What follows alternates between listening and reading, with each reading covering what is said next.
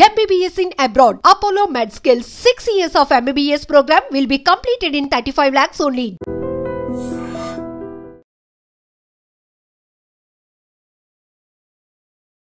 Welcome to iDream channel. This is Pavan. Anantapur జిల్లాలో దారుణం చోటు చేసుకుంది. ఒక మహిళ వివాహేతర సంబంధం పెట్టుకొని భర్తని అతి కిరాతకంగా చంపించింది. గతంలో 2 ఘటనలు చూసాము. మేఘాలయ ఇన్సిడెంట్ హనీమూన్కి తీసుకెళ్లి చంపింది.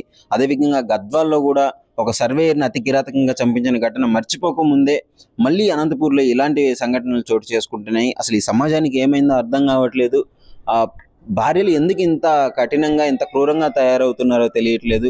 భర్తల్ని ఇష్టం లేకపోతే డివోర్స్ తీసుకొని విడిగా ఉండాలి, కానీ అక్రమ సంబంధాలు పెట్టుకొని అతి కిరాతంగా చంపిస్తున్నారు.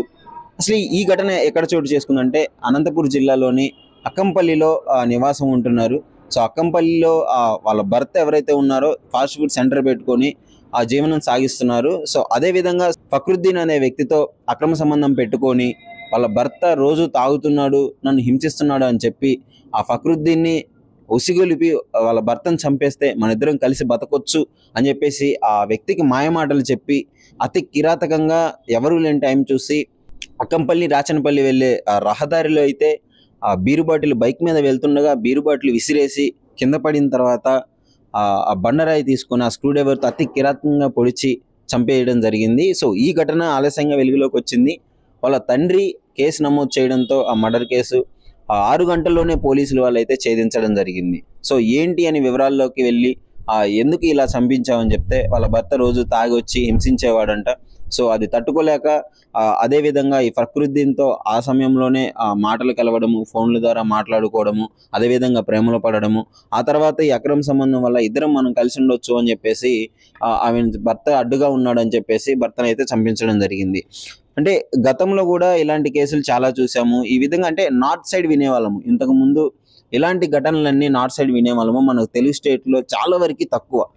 రీసెంట్గా దాదాపు నెలకి ఒక 10-15 వరకు ఇదే వింటున్నాము. ప్రతిరోజు ఏదో ఒక సంఘటన వింటున్నాము.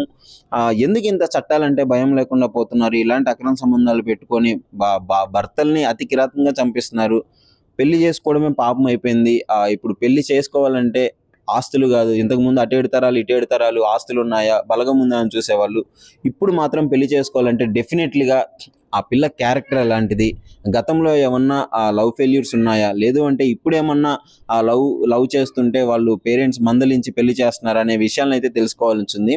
చిన్న లేదు పెద్ద లేదు వాయి వరుస లేకుండా ఏ ఏజ్ గ్రూప్ అయినా సరే ఈ విధంగా అక్రమ సంబంధాలు పెట్టుకొని అతి కిరాతంగా చంపించి, అంటే తొందరలో సడన్ డెసిషన్స్ తీసుకొని ఇలాంటి ఆకృత్య కట్టడాలకు లోనవుతున్నారు. సో మీరు చెప్పండి, ఇవి అసలు ఎందుకు ఇలా మారుతున్నారు? ఈ సమాజం ఎందుకు ఇలా అవుతుంది? మీ కామెంట్ రూపంలో అయితే తెలియజేయండి.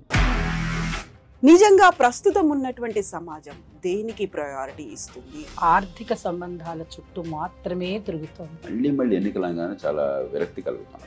మంచి అనిపిస్తుంది కదా, లేడీస్ కూడా ఛాలెంజింగ్ జాబ్స్ చేసినప్పుడు చాలా బాగుంటది. ట్రాఫిక్ అసిస్టెంట్స్ గా నియమించిన ట్రాన్స్జెండర్స్ అందరితో సాల్యూట్ చేయించుకుంటున్నారు. ఫుడ్ డెలివరీ ఇవ్వటానికి వెళ్ళినటువంటి డెలివరీ బాయ్ అనిల్ పై కళ్ళ ముందు పెళ్ళండి